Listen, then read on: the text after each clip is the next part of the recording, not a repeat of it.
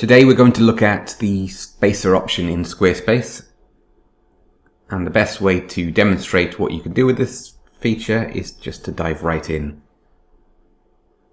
So I'm editing the text page. I've got tutorials available for the basics of how to get used to the text editor.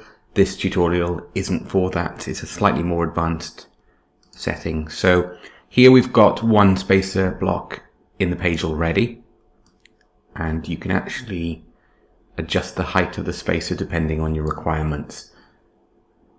If I go to the left hand side and click on the widget option, you can see the spacer option shown here. And what I tend to do is I'll add a couple in at a time, and that allows me then to kind of play around with the structure of the page as I see fit. So one option I use quite frequently is to implement spacers when I have more than one column. So what I'm going to do now is add a line in, which I'll delete later, and I'll add a second text block in below. The reason I need to put the line in is if I was to put it all together, so I put a text block directly below the one above, Squarespace will consider them as they should be the same and it will merge them together. So I'm using the dividing line as a temporary spacer until I can now move the text block over to the right. I don't want to choose that setting because it will split the whole page into two columns. In this case I want to move the cursor towards the center, and you can see that shorter line, and now I have two text columns filling to the width of the page.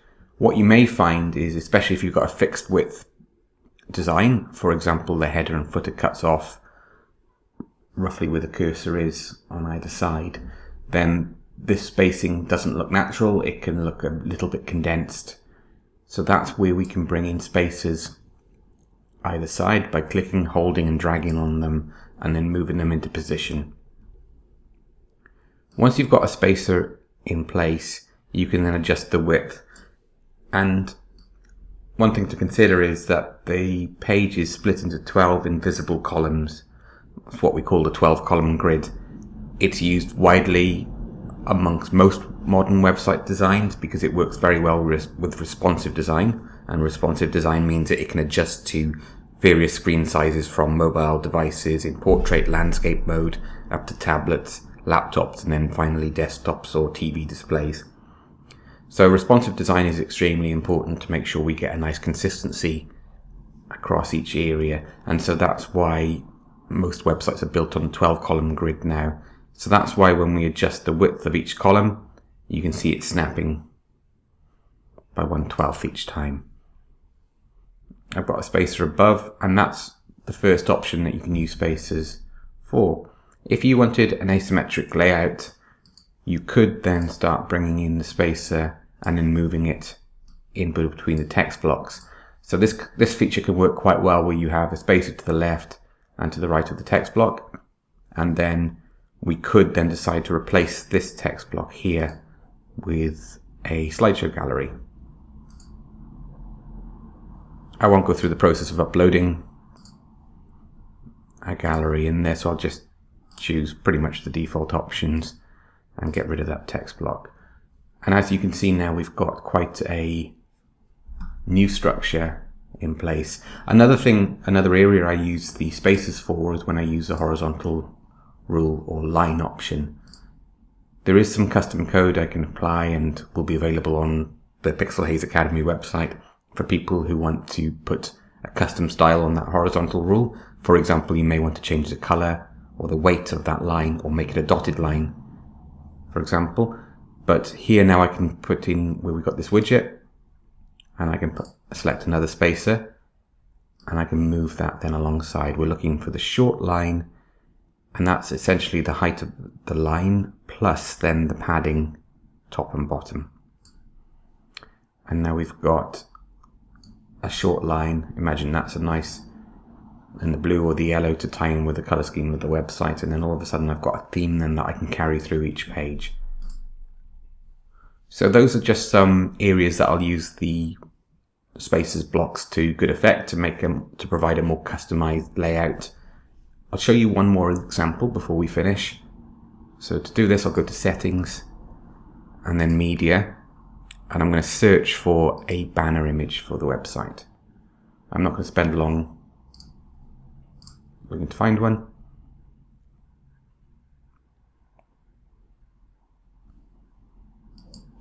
So most of the templates, especially those that are built on the Brine template family, you'll find that there is an option that you can add in a banner with customized content overlaying it. So you can add your page title, and then now in this case the photo is not very suitable, it's too light for the yellow, so we've got to just make sure that we get the balance right so you can see the title very clearly from an accessibility point of view. We're not going to go into too much detail with this example today, but here for example we've got the title indented, we've got space around it, and then the initial content below then starts pushing out further. So what I could do here is use a spacer and then bring that to the right of the text block. The moment you have more than one column, it gets rid of this indent option as shown below. The reason being that is in the design settings I've set it to basically align or to move in by one block or 1/12 of the grid either side of the text block. The moment I put it into more than one column, and a spacer will essentially be seen as a second column, it will then push the content out to the edge of the content area that's been designated. So that's why these now are both aligned to the left. We could then get rid of that spacer and move everything aligned to the left should we want to. So that's a feature I use quite often, and again it's the same effect if you wanted to make add a horizontal line. Obviously you change the color so it doesn't blend in with the background, and then you can set it out as you see fit. If you're centrally aligning, you don't need to worry about spaces because it will align to the center of the page. You also other features that you can add in, then obviously you can add buttons in to that banner for a call to action, and then align it to the left and build your page up then as you see fit. In some examples I've used a pattern or a solid color background on the banner section, and then I've added an image or a gallery overlaying it. So there's an awful lot of flexibility to build up the sections of your page, and the spacer option, spacer block, it becomes integral to that to make sure you've got a nice consistency from page to page and also a nice bespoke look to your website.